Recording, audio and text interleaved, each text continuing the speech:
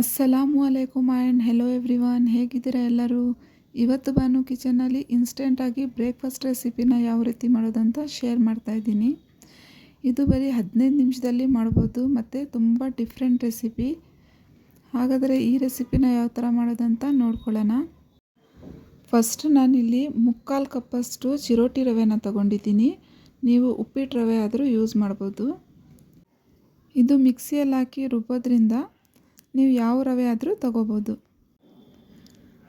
ಇಲ್ಲಿ ನಾನು ಅರ್ಧ ಕಪ್ಪಷ್ಟು ಮೊಸರು ತೊಗೊಂಡಿದ್ದೀನಿ. ಅದರಲ್ಲಿ ಸ್ವಲ್ಪ ನೀರು ಹಾಕಿ 3/4 ಕಪ್ಪಷ್ಟು ಮಾಡ್ಕೋಬೇಕು. ನಾವು 3/4 ಕಪ್ಪು ರವೆ ತೊಗೊಂಡಿದ್ದೀವಿ ಮತ್ತು ಮೊಸರು 3/4 ಕಪ್ಪೇ ಮಾಡ್ಕೋಬೇಕು. ಈಗ ಇದರಲ್ಲಿ ನಾನು ಅರ್ಧ ಟೀ ಸ್ಪೂನಷ್ಟು ಸಕ್ಕರೆನ ಹಾಕ್ತಾಯಿದ್ದೀನಿ. ಸಕ್ಕರೆ ಹಾಕೋದ್ರಿಂದ ತುಂಬ ಚೆನ್ನಾಗಿ ಶೈನಿಂಗ್ ಬರುತ್ತೆ. ಸಕ್ಕರೆ ಸ್ವಲ್ಪನೇ ಹಾಕ್ಕೋಬೇಕು. ರುಚಿಗೆ ತಕ್ಕಷ್ಟು ಉಪ್ಪು ಹಾಕ್ತಾಯಿದ್ದೀನಿ ಮತ್ತು 2 ಟೀ ಸ್ಪೂನಷ್ಟು ಎಣ್ಣೆನ ಹಾಕ್ಕೋಬೇಕು. ಎಣ್ಣೆ ಹಾಕೋದ್ರಿಂದ ನೈಸಾಗಿ ರುಬ್ಕೋಬೋದು. ಈಗ ಇದು ರುಬ್ಕೊಂಡಾದಮೇಲೆ ತೋರಿಸ್ತೀನಿ. ಎಷ್ಟು ನೈಸಾಗಿ ರುಬ್ತೀರೋ ಅಷ್ಟೇ ಚೆನ್ನಾಗಿ ಬರುತ್ತೆ. ಈಗ ರುಬ್ಕೊಂಡಾಗಿದೆ. ಇದು 2 ನಿಮಿಷ ಚೆನ್ನಾಗಿ ಮಿಕ್ಸ್ ಮಾಡಬೇಕು. ನೋಡಿ, ಈ ಕನ್ಸಿಸ್ಟೆನ್ಸಿಯಲ್ಲಿ ಇರಬೇಕಿದು.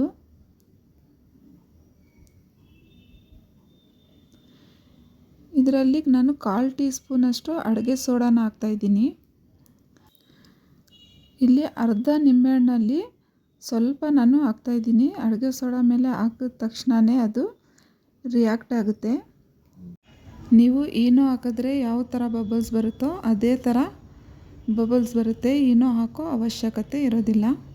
ಇದು ಈಗ ಚೆನ್ನಾಗಿ ಮಿಕ್ಸ್ ಮಾಡಿ ಟೊಮ್ಯಾಟೊ ಹಣ್ಣನ್ನು ನಾನು ಸಿಪ್ಪೆ ತೆಗೆದು ಅದರ ಪಲ್ಪ್ ಎಲ್ಲ ತೆಗೆದು ಬರೀ ಈ ಥರ ಕಟ್ ಮಾಡಿ ಹಾಕ್ತಾಯಿದ್ದೀನಿ.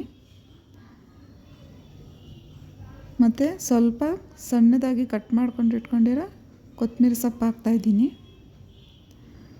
ಕೊತ್ತಂಬರಿ ಸೊಪ್ಪು ಹಾಕೋದ್ರಿಂದ ತುಂಬ ಚೆನ್ನಾಗಿ ಕಲರ್ ಬರುತ್ತೆ.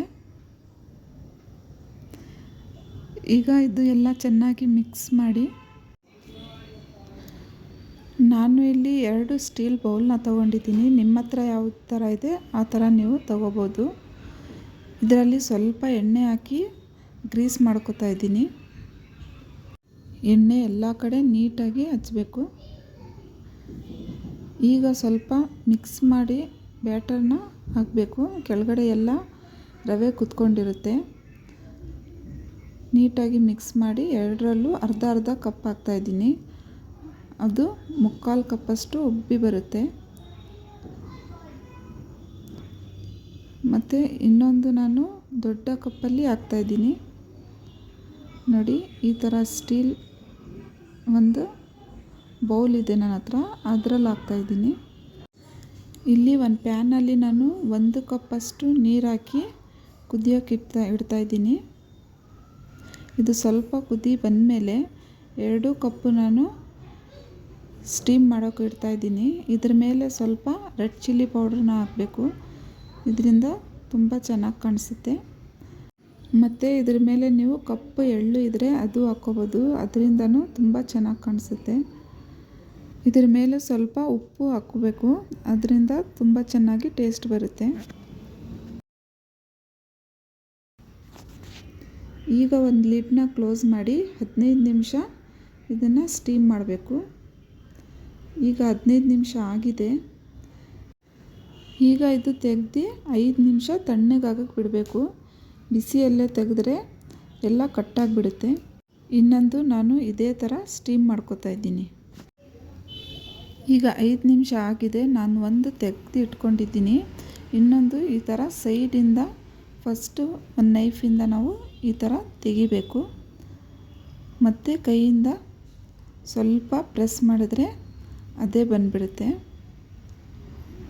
ನೋಡಿ ಎಷ್ಟು ಚೆನ್ನಾಗಿ ಬಂದಿದೆ ಅಂತ, ಮತ್ತು ಎಷ್ಟು ಸಾಫ್ಟ್ ಆಗಿದೆ ಅಂತ.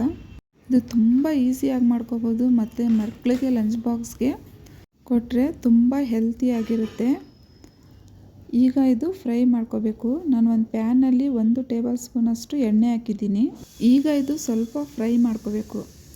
ಮೇಲ್ಗಡೆಯಿಂದ ಸ್ವಲ್ಪ ಪ್ರೆಸ್ ಮಾಡಿ ಲೈಟ್ ಬ್ರೌನ್ ಕಲರ್ ಬರೋ ತನಕ ಫ್ರೈ ಮಾಡ್ಕೋಬೇಕಿದು.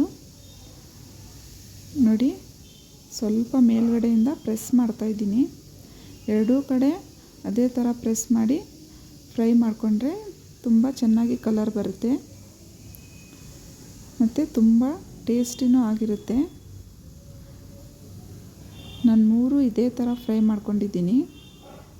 ರೆಸಿಪಿ ಇಷ್ಟ ಆಗಿದ್ದರೆ ಚಾನಲ್ನ ಸಬ್ಸ್ಕ್ರೈಬ್ ಮಾಡಿ, ಲೈಕ್ ಮಾಡಿ ಮತ್ತು ಫ್ಯಾಮಿಲಿ ಫ್ರೆಂಡ್ಸ್ ಜೊತೆ ಶೇರ್ ಮಾಡಿ. ಬೆಲ್ ಐಕನ್ನ ಪ್ರೆಸ್ ಮಾಡಿ ಆಲ್ ಅಂತ ಸೆಲೆಕ್ಟ್ ಮಾಡ್ಕೊಳ್ಳಿ. ನಾನು ಹಾಕೋ ಎಲ್ಲ ವೀಡಿಯೋಸ್ ನೋಟಿಫಿಕೇಷನ್ ನಿಮ್ಮ ಹತ್ರ ಫಸ್ಟ್ ಬರುತ್ತೆ. ಇಲ್ಲಿ ಒಂದು ಕಟ್ ಮಾಡಿ ತೋರಿಸ್ತಾ ಇದ್ದೀನಿ.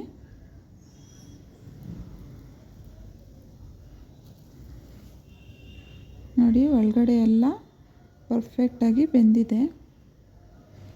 Thanks for watching. ಅಲ್ಲಾ ಹಾಫೀಸ್.